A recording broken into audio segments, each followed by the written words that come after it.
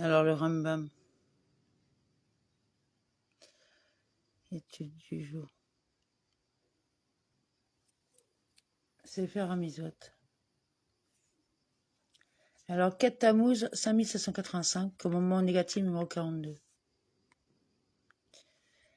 Il interdit de s'habiller d'un vêtement tissé de laine et de lin, comme les prêtres idolâtres le faisaient à cette époque, où la Torah fut révélée. Cette interdiction est ainsi formulée: ne t'habille pas d'une étoffe mixte, mélangée de laine et de lin. Cette pratique est répandue chez les moines coptes égyptiens jusqu'à présent. Celui qui transgresse cette interdiction est passible de bastonnade. Les dispositions relatives à cette interdiction ont été expliquées dans le traité Kilaïm, ainsi que dans le Shabbat et à la fin de Makot. Commandement positif numéro 120. Il s'agit du commandement selon lequel nous devons laisser le coin des grains, des fruits ainsi que d'autres produits similaires, comme il est dit, abandonnez-les. Dans un verset se rapportant au coin. Dans le traité excusez-moi. Dans le traité Makot, on explique que le coin du champ constitue un interdit juxtaposé à un commandement positif. L'interdit provient des termes: tu laisseras la moisson inachevée au bout de ton champ, tandis que le commandement positif s'exprime ainsi: abandonne-les aux pauvres et à l'étranger. Les dispositions relatives à ce commandement ont été expliquées dans le traité PA. La Torah en limite l'application au pays d'Israël.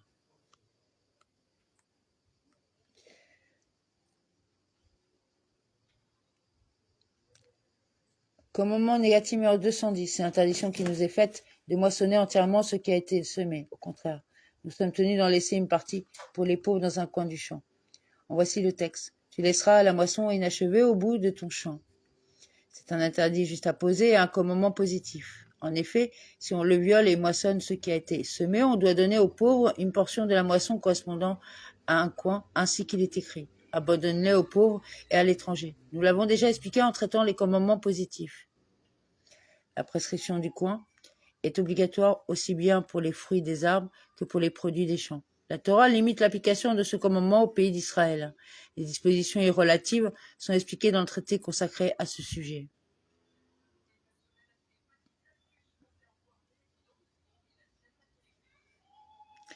Alors, Ket Tammuz, donc 3 prakim. Ket Tammuz, 5785, Sefer Zeraim, loi relative au mélange interdit, chapitre 9. Alors, celui qui accouple un animal mâle avec une femelle d'une autre espèce, qu'il s'agisse d'un animal domestique, d'animaux sauvages ou d'oiseaux, ou même d'animaux marins, est passible de flagellation d'après la Torah, qui a eu lieu la fraction que ce soit en terre d'Israël ou à l'extérieur de la terre d'Israël. Ainsi qu'il est dit: n'accouple point tes bêtes d'espèces différentes. Cela qu'il s'agisse d'animaux domestiques, d'animaux sauvages ou d'oiseaux dont on est le propriétaire, ou que les bêtes appartiennent à autrui. On est toutefois passible de flagellation que si l'on a introduit à la main l'organe génital du mâle dans celui de la femelle, comme on introduira un pinceau dans un tube fin. Si l'on a uniquement déposé une bête sur l'autre après l'avoir soulevée, ou que l'on a incité les bêtes à s'accoupler à l'aide d'une émission sonore, on ne sera passible que de la maka matrout. On peut introduire deux espèces d'animaux dans un même enclos, et l'on ne sera pas tenu de les séparer même si on les voit s'accoupler. Il défendait à un juif de confier son animal à un non-juif afin qu'il l'accouple pour lui, à un animal d'une autre espèce. Si l'on transgresse l'interdiction d'accoupler sa bête avec une bête d'une autre espèce, on pourra malgré tout tirer profit du fruit du croisement. Et si les deux espèces sont pures, la bête croisée sera même autorisée à la consommation, comme nous l'avons expliqué dans les lois relatives aux aliments interdits. Deux espèces d'animaux domestiques ou d'animaux sauvages sont considérées comme des espèces différentes, quand bien même elles peuvent théoriquement mettre bas et qu'elles se ressemblent. Il est défendu de les accoupler l'une avec l'autre. Par exemple, le loup et le chien des villages et le renard, les gazelles et les chèvres, les bouquetins de Nubie et les brebis, le cheval et la mule et l'âne et le nacre, bien que ces espèces se ressemblent deux à deux. Les accouplements l'un avec l'autre des deux espèces de chacun des couples précités sont interdits. On peut accoupler l'une avec l'autre deux bêtes qui ne sont autres que deux formes d'une même espèce, l'une sauvage et l'autre domestique, comme le roche et le bœuf, ou encore le cheval sauvage et le cheval domestique. Par contre, l'accouplement de l'oie domestique avec l'oie cendrée est interdit parce que les testicules du jar domestique sont internes, alors que chez le mâle de l'espèce sauvage, ce sont des organes externes. Les deux espèces sont donc distinctes. Le koi ne peut être accouplé ni avec un animal sauvage ni avec un animal domestique, mais l'on n'est pas passible de flagellation pour un tel accouplement en raison du doute.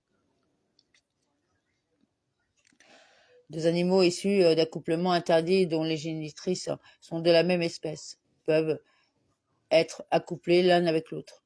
Si toutefois les génitrices sont de deux espèces distinctes, il est défendu de les accoupler et celui qui les accouple est passible de flagellation. De même sera-t-on passible de flagellation pour l'accouplement d'un animal issu d'un croisement avec un animal de l'espèce de sa génitrice. On peut par exemple accoupler un bardeau mâle avec un bardeau femelle, mais pas même avec une ânesse. Accoupler un mulet avec un bardeau femelle est toutefois prohibé.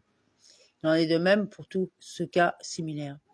Par conséquent, celui qui désire accoupler deux animaux hybrides, ici tous deux de croisement entre un cheval et une jument, et une ânesse ou un âne, ou encore tirer une charrette à l'aide de ces deux animaux, doit vérifier les signes caractéristiques relatifs aux oreilles, à la queue et aux cris de ces animaux.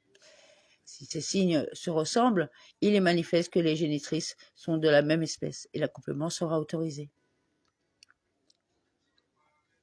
Celui qui accomplit un travail à l'aide de deux animaux d'espèces différentes, qu'ils soient domestiques ou sauvages, dont l'un est d'une espèce pure et l'autre d'une espèce impure, est passible de flagellation que soit commise l'infraction, ainsi qu'il est dit. Ne laboure pas avec un bœuf et un âne attelés ensemble. Celui qui laboure, sème ou tire une charrette ou une pierre, à l'aide de telles espèces ensemble, ou encore les dirige ensemble, même par l'émission de sons uniquement, est passible de flagellation. Le fait que l'interdiction ne se limite pas au labourage, comme on aurait pu comprendre du verset, mais inclut le semis, etc., vient du fait qu'il est dit ensemble, c'est-à-dire quoi qu'il en soit. Toutefois, celui qui attache ensemble les deux animaux est dispensé de la flagellation, tant qu'il n'a pas tiré ou dirigé le couple hybride. On est passé de flagellation d'après la Torah pour ce qui précède, qu'il s'agit d'un bœuf ou d'un âne, ou encore de tous deux espèces dont l'une est pure et l'autre est impure, que ce soit un animal domestique ou un animal domestique, comme le cochon avec le mouton, ou un animal sauvage avec un animal sauvage, comme le bubal roux avec l'éléphant, ou encore un animal sauvage avec un animal domestique, comme le chien avec la chèvre, ou comme le cerf avec le cochon, ou ce qui est semblable. Et ce, car les bêtes sauvages sont incluses dans le terme BMA, comme nous l'avons expliqué dans les lois relatives aux aliments interdits. Il est toutefois défendu par décret rabbinique de labourer ou de tirer une charrette ou quoi que ce soit, à l'aide de toute paire d'espèces qui est défendu d'accoupler ensemble. Il est de même défendu de conduire ensemble de telles espèces. Si l'on a effectué un travail avec l'un de ces couples alors que les deux espèces étaient attelées ensemble, ou que l'on a tiré une charrette, etc., à l'aide de l'un de ces couples, que l'on a dirigé l'un de ces couples. On est passé de Makam à Trout. Il est de même défendu de diriger un animal terrestre avec un animal marin, comme la chèvre et le shibuta. Si on a transgressé cette interdiction, on est toutefois exempté de la punition. Si une charrette est tirée par deux espèces d'animaux qui est défendu d'associer pour cette tâche, celui qui siège dans la charrette est passible de flagellation, car même s'il ne dirige pas les animaux, le fait que la charrette est tirée tient au fait qu'il y siège. De même, si quelqu'un siège dans la charrette et quelqu'un d'autre la conduit, les deux sont passibles de flagellation. Même si 100 personnes dirigent ensemble les animaux qui tirent la charrette, ils sont tous passibles de flagellation. On peut réaliser une tâche au moyen d'un homme et d'un animal domestique ou sauvage attelés ensemble, comme par exemple labourer un champ au moyen d'un homme et d'un bœuf, ou tirer une charrette à l'aide d'un homme et d'un âne, ou ce qui est semblable, comme il est dit. Ne laboure pas avec un bœuf et un âne attelés ensemble, ce qui n'inclut pas l'homme et l'âne, ni l'homme et le bœuf. L'animal consacré qui a présenté un défaut est considéré par les Écritures comme étant un mélange de deux animaux, dans la mesure où, une fois consacré, il est considéré comme saint, mais que le défaut intervenu introduit en lui un caractère profane. Ainsi, cet animal est en quelque sorte un mélange d'un animal impur avec un animal pur. Il est dit, en effet, si c'est quelque animal impur dont on ne puisse faire offrande à l'Éternel. Or, nous savons par tradition orale qu'il est question dans ce verset non pas de ce que la Torah désigne en général comme animal impur, mais d'un animal que l'on ne peut offrir en sacrifice en raison d'un défaut qu'il présente. C'est pourquoi celui qui labore avec un bœuf consacré qui a présenté un défaut ou celui qui la coupe à un autre animal est passible de flagellation. Cette interdiction fut transmise de génération en génération depuis Moïse. Sefer Zeraïm, loi relative au mélange interdit, chapitre 10. Les mélanges de laine, de mouton ou de brebis et de lin sont les seuls mélanges de fibres interdits. Comme il est dit, ne t'habille pas d'une étoffe mixte, mélangée de laine et de lin. Il existe dans les grandes villes des contrées lointaines une fibre laineuse qui ressemble aux algues que l'on trouve sur les roches de la mer Méditerranéenne. D'apparence dorée et très souple. Elle s'appelle kalak et l'on ne peut pas la mélanger avec du lin, en raison de son apparence trompeuse de laine de brebis. De même, ne pourra-t-on pas mélanger le shiraïm et le kalash du fait des apparences trompeuses. On n'est pas passible de flagellation pour un mélange avec du lin, de laine d'un animal issu d'une chèvre, qu'ayant l'apparence d'une brebis. Le mélange est toutefois interdit par les sages du fait de l'apparence trompeuse. Dès lors que la laine de mouton ou de brebis et le lin ont été attachés l'un à l'autre d'une quelconque manière, le mélange est interdit par la Torah. Comment cela s'applique-t-il ? Des feutres confectionnés à partir de laine et de lin que l'on a mélangés l'un à l'autre et que l'on a cardés ont le statut d'étoffe mixte. De même, un habit tissé d'un fil confectionné à partir d'un mélange de fibres de laine et de lin a le statut d'une étoffe mixte. Si l'on a cousu un vêtement de laine à un vêtement de lin, même si la couture a été effectuée à l'aide d'un fil de soie, ou que l'on a cousu un vêtement de laine avec des fils de lin, ou un vêtement de lin avec des fils de laine, ou que l'on a lié des fils de laine à des fils de lin, ou que l'on a confectionné une tresse à partir d'un mélange de ces deux types de fils, ou même que l'on a mis de la laine ou du lin dans un sac ou dans une boîte, et que l'on a attaché ce sac ou cette boîte. Ces mélanges constituent des étoffes mixtes, et même si l'on a attaché une tresse de laine à une tresse de lin par l'intermédiaire d'une bande de cuir, et que l'on a plié un vêtement de laine et un vêtement de lin et les a attachés ensemble. Ils sont considérés comme une étoffe mixte, comme il est dit, mélangée de laine et de lin, quelle que soit la façon dont elles ont été unies. Dès lors que les deux fibres ont été unies, le mélange est interdit. D'où sait-on que tous ces interdits sont d'ordre toranique ? Les sages ont appris par tradition orale de la juxtaposition du passage traitant des étoffes mixtes de celui traitant des tzitzit, que le mélange de laine et de lin est autorisé pour l'accomplissement de la misva des tzitzit. Or, les tzitzit ne sont constitués que de fils noués les uns aux autres. On en déduit que lier la sorte laine et les lins constitue une interdiction d'ordre toranique, en dehors du contexte de l'accomplissement du misva. La Torah ne se préoccupant en effet évidemment pas de permettre, dans les circonstances qui lui semblent bonnes, des actions que seuls nos sages interdisent. L'interdiction des étoffes mixtes ne fait pas objet d'une mesure minimale. Même un simple fil de laine d'une taille quelle qu'elle soit, mélangé aux fibres d'un grand vêtement de lin, ou inversement. Un simple fil de lin d'une taille quelle qu'elle soit, mélangé aux fibres d'un grand vêtement de laine est interdit. Si l'on mélange de la laine de brebis à de la laine de chameau, ce qui est semblable, et que l'on file le mélange de sorte que la moitié de la laine ou plus provienne de brebis, la laine dans sa totalité est considérée comme de la laine de brebis et son mélange avec le lin est interdit. Si par contre la majorité de la laine provient de chameau, il est permis de la mélanger avec du lin, car l'apparence du mélange est celle de laine de chameau et l'on ne tient pas compte des poils de laine de brebis qui entrent dans la composition des fils, car ces poils ne sauraient être considérés comme des fils de laine de mouton. Pourquoi les peaux de mouton dont on fait des vêtements sont permises, bien qu'on les couse avec des fils de lin, et l'on ne tient pas compte des poils de laine qui se seraient enchevêtrés dans le fil de lin avec lequel on a cousu la peau, car ces poils sont annulés au fil de lin du fait de leur faible quantité. Si de même du chanvre et du lin ont été mélangés de sorte que le chanvre est majoritaire, il est permis de tisser le fil confectionné à partir de ce mélange, avec des fils de laine. Si toutefois le chanvre et le lin entrent dans la composition du fil dans des proportions semblables, cela est interdit. Un habit entièrement confectionné de laine de chameau, de laine de lapin ou de chanvre, auquel on aurait tissé un unique fil de laine de mouton d'un côté et un unique fil de lin de l'autre côté, serait d'usage interdit pour avoir le statut d'une étoffe mixte. On peut attacher à l'aide du fil de lin que l'on pourra même nouer un vêtement de laine qui s'est déchiré, mais l'on ne pourra pas y coudre ses fils. Un homme peut se revêtir de vêtements de laine et d'un vêtement de lin et se ceindre au-dessus de ses vêtements, à condition de ne pas attacher ensemble entre les épaules les lacets des deux types de vêtements. Il est permis de confectionner des habits à partir d'étoffes mixtes et de les vendre. Seul sans revêtir ou sans recouvrir est prohibé, comme il est dit. Ne t'habille pas d'une étoffe mixte, et il est dit, et qu'un tissu mixte ne te couvre point. Se recouvrir en s'habillant d'un tissu mixte est interdit, mais se recouvrir d'un tissu mixte sans s'en revêtir comme en s'asseyant sous une tente faite d'une étoffe mixte est autorisé.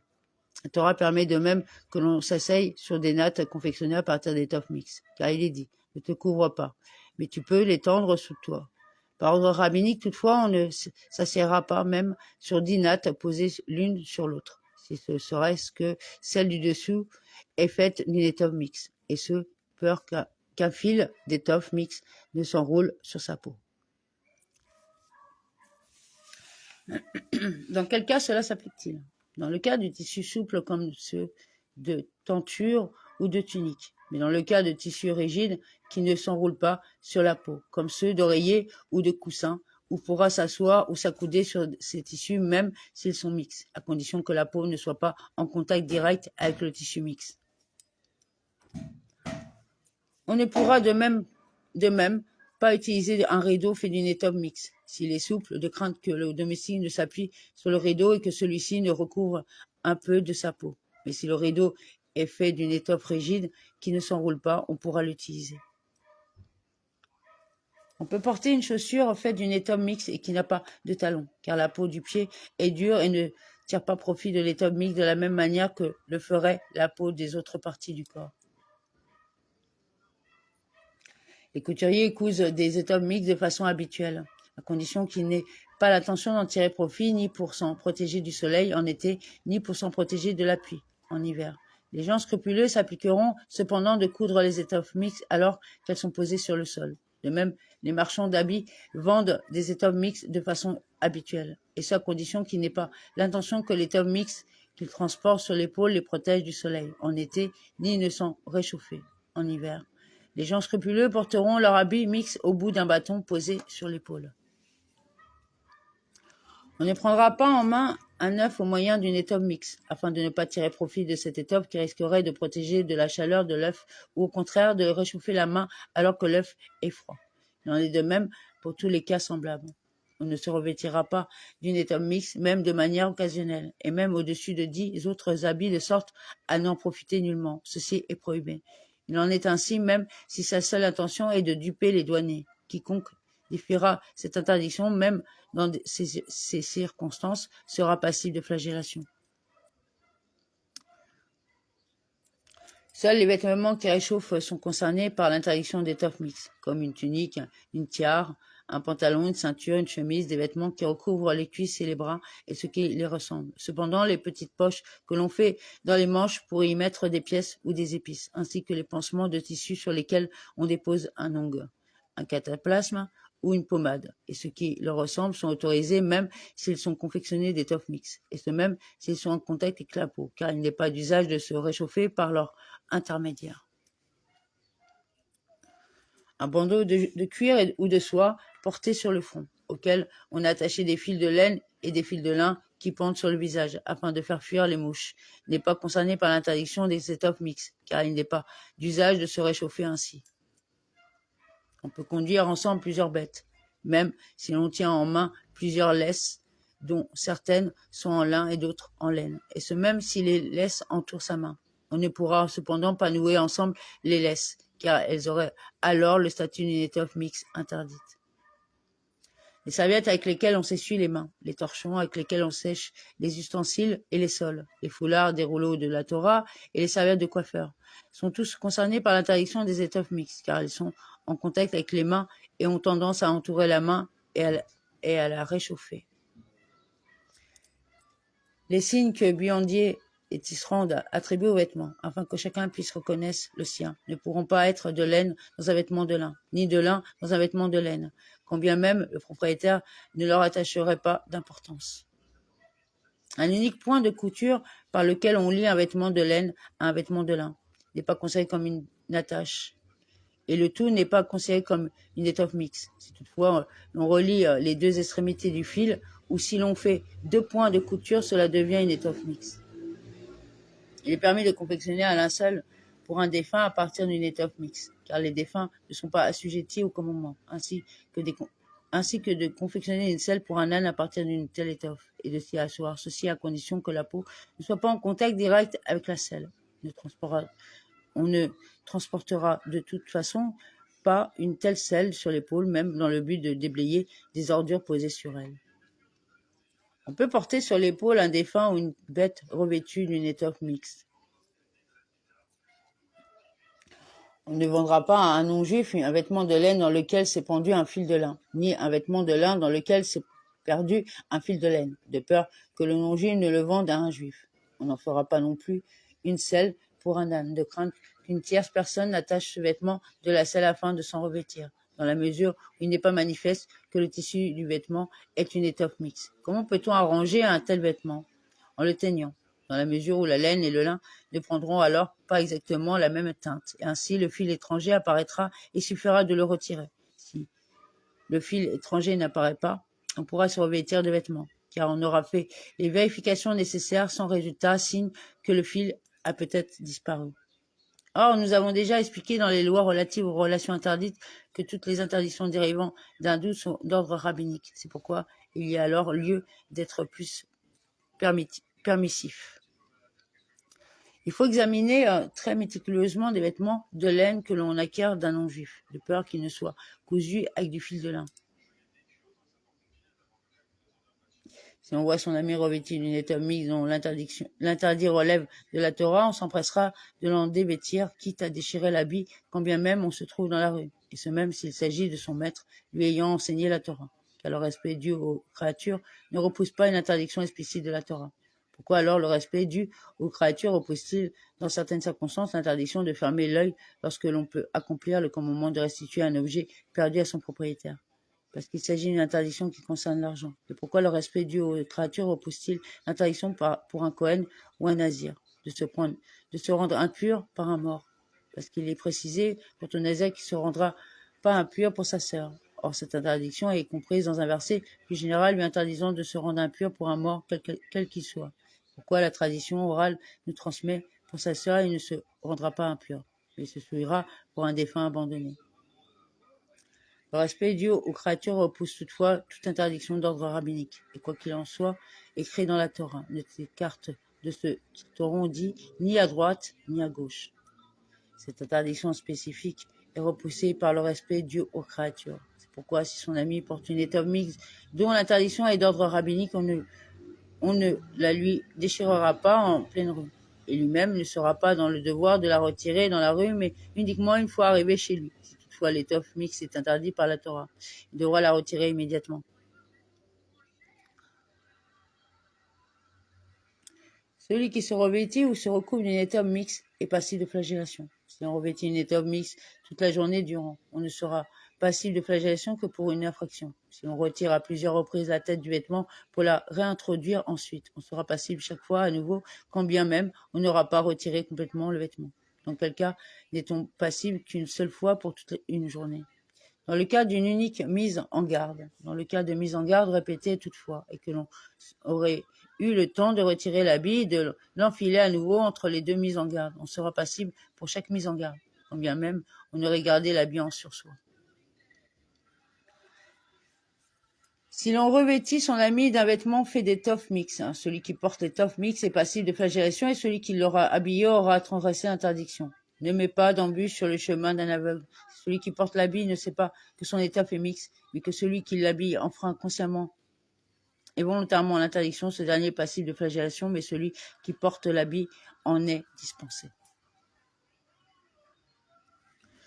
Des Kohanim qui auraient porté les vêtements sacerdotaux, en dehors du temps du service, même s'ils étaient dans le temple, sont passibles de flagellation en raison de la ceinture sacerdotale faite d'une étoffe mixte et qui n'est permis de porter qu'au moment du service en raison de la misva alors accomplie, comme c'est le cas pour la misva du tzitzit. Fin des lois relatives au mélange hybride interdit avec l'aide de Dieu. Sefer Zeraïm, loi relative aux dons pour les pauvres. Introduction chapitre 1. Loi relative aux dons dus aux pauvres. Elles comprennent 13 commandements, 7 commandements positifs et 6 commandements négatifs dont voici le détail. A. Laisser pour les pauvres un coin non moissonné de son champ lors de la moisson. B. Ne pas le moissonner intégralement. C. Laisser les épis tomber à terre lors de la moisson pour les pauvres. D. Ne pas ramasser les épis tombés à terre lors de la moisson. E. Laisser les petites grappes de la vigne pour les pauvres. F. Ne pas récolter les petites grappes de la vigne. G. Laisser aux pauvres les raisins tomber lors de la vendange. H. Ne pas ramasser les raisins tombés lors de la vendange. I. Laisser une gerbe qui a été oubliée lors de la moisson. J. Ne pas revenir ramasser la gerbe qui a été oubliée lors de la moisson. K. Prélever la dîme de la récolte destinée aux pauvres. L. Donner la charité selon ses moyens. M. Ne pas durcir son cœur envers les pauvres. L'explication de tous ces commandements se trouve dans ces chapitres. Alors, celui qui fait la moisson de son champ n'a pas le droit de moissonner son champ dans son intégralité. Plutôt, il laissera à l'extrémité du champ une petite quantité de la récolte sur pied pour les pauvres. Comme il est dit, tu ne termineras pas la moisson du coin de ton champ lorsque tu feras la moisson, que l'on moissonne ou que l'on arrache les épis. Et ce qu'on laisse non récolté est appelé coin non moissonné du champ. Et de même que l'on laisse une partie non moissonnée pour le champ. Ainsi en est-il pour les arbres. Lorsque l'on récolte leurs fruits, on en laisse une petite quantité pour les pauvres. Si on a transgressé et que l'on a moissonné tout le champ, que l'on a récolté tous les fruits de l'arbre, on prélève une petite quantité de ce qui a été moissonné ou récolté selon le cas. On la donne aux pauvres, car le fait de la donner, la partie de la récolte qu'il faut laisser non moissonnée ou non récoltée constitue un commandement positif. Comme il est dit, à ce propos, aux pauvres et aux résidents, tu les abandonneras. Et même si l'on a moulu la farine produite à partir de la récolte d'un champ moissonné intégralement, qu'on l'a pétri et qu'on en a cuit du pain, on en donne une partie de ce pain aux pauvres en tant que coin.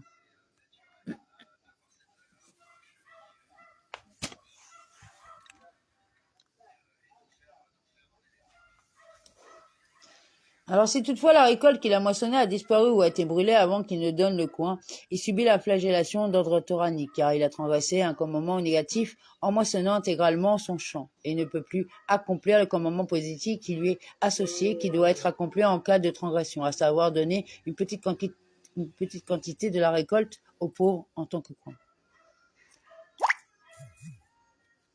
Et de même, concernant la gerbe, lorsque l'on moissonne, il lit les gerbes. On ne ramassera pas les épis qui sont tombés à terre au moment de la moisson, on les laissera pour les pauvres, comme il est dit.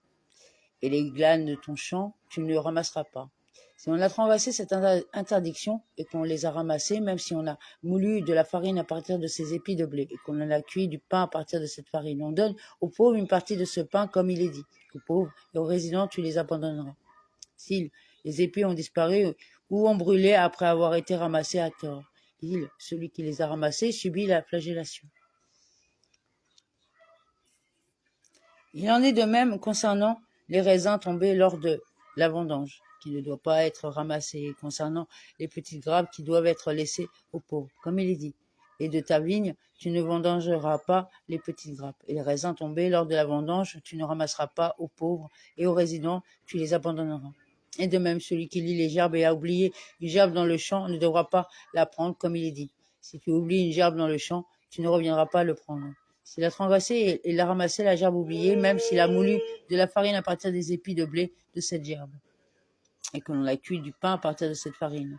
Il le donne aux pauvres, comme il est dit. Il sera aux résidents, à l'orphelin et à la veuve. Ceci nous indique que ce verset est un commandement positif qui consiste à donner la gerbe oubliée aux pauvres, même si on en a fait du pain. Tu apprends donc qu'il s'agisse à chaque fois, pour tous les dons aux pauvres évoqués plus haut, d'interdiction donnant lieu en cas de transgression à un commandement positif. Et si en cas de transgression de l'interdit, on n'a pas accompli le commandement positif qui l'aurait lié, on subit la flagellation d'ordre toranique.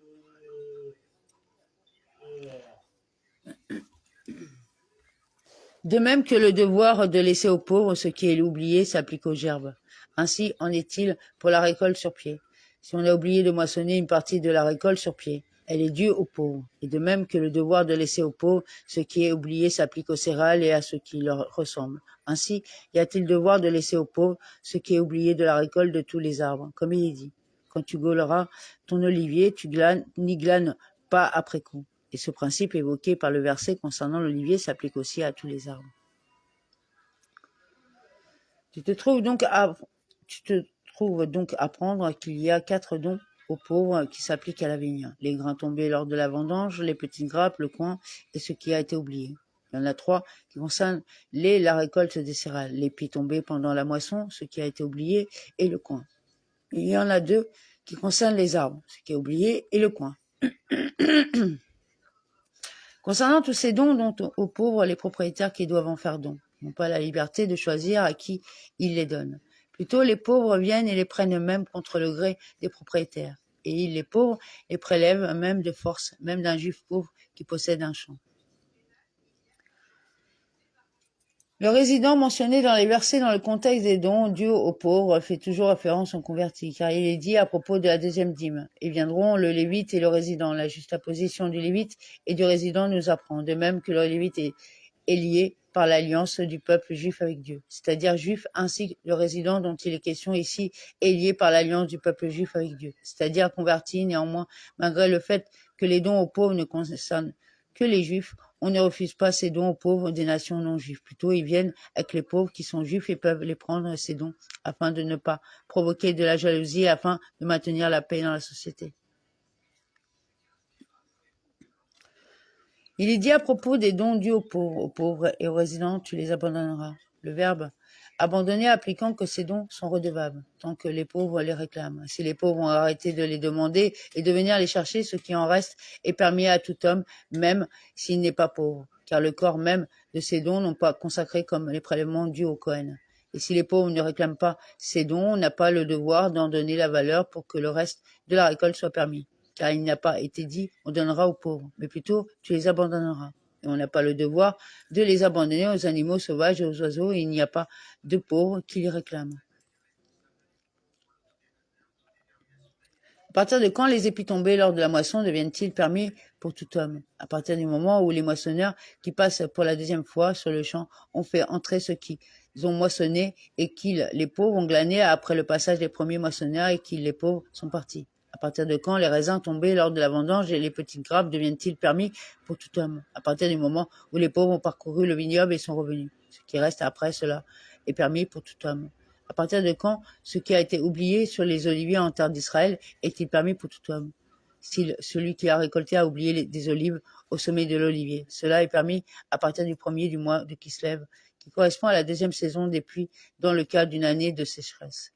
Mais les tas d'olives oubliés au pied de l'arbre de l'olivier sont permis dès lors que les pauvres cessent de venir les chercher. Tant que le pauvre peut prendre ce qui a été oublié des oliviers à terre au pied des arbres, il peut prendre ses olives, même si ce qui a été oublié au sommet de l'arbre est déjà permis pour tout homme. Et dès lors qu'il peut prendre ce qui a été oublié au sommet de l'arbre, il peut le prendre bien qu'il n'a pas encore d'olives oubliées au pied de l'arbre. Les dons dus aux pauvres qui se trouvent dans les champs et que les pauvres ne prennent pas en considération du fait de leur faible valeur appartiennent aux propriétaires du champ, et ce même si les pauvres n'ont pas encore arrêté de rechercher les dons qui leur sont dus. Tous ces dons dus aux pauvres n'ont cours d'après la Torah qu'en terre d'Israël, comme les théromotes et les dîmes, car le verset dit « Lorsque vous ferez la moisson de vos terres, si tu fais la moisson dans ton champ ». Il a déjà été expliqué dans le Talmud que le devoir de laisser un coin du champ non moissonné s'applique aussi en dehors de la terre d'Israël par ordre rabbinique. Et il me semble que tel est aussi le cas pour les autres dons dus aux pauvres, qu'ont tous cours en dehors de la terre d'Israël par ordre rabbinique. Quelle est la quantité requise pour le don du coin? Du point de vue de la Torah, il n'y a pas de quantité minimale requise. Mais si on a laissé un épi non moissonné, on est quitte de son devoir. Et par ordre rabbinique, on ne peut pas donner moins qu'un 60e du champ, en terre d'Israël comme en dehors de la terre d'Israël. On donnera au-delà du 60e en fonction de la taille du champ, du nombre des pauvres et de la bénédiction de l'abondance de la récolte. Comment cela s'applique-t-il?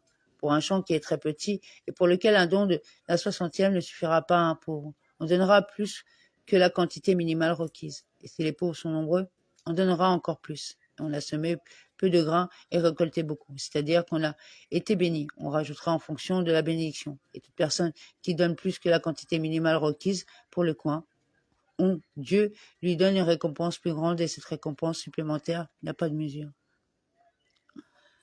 Amen.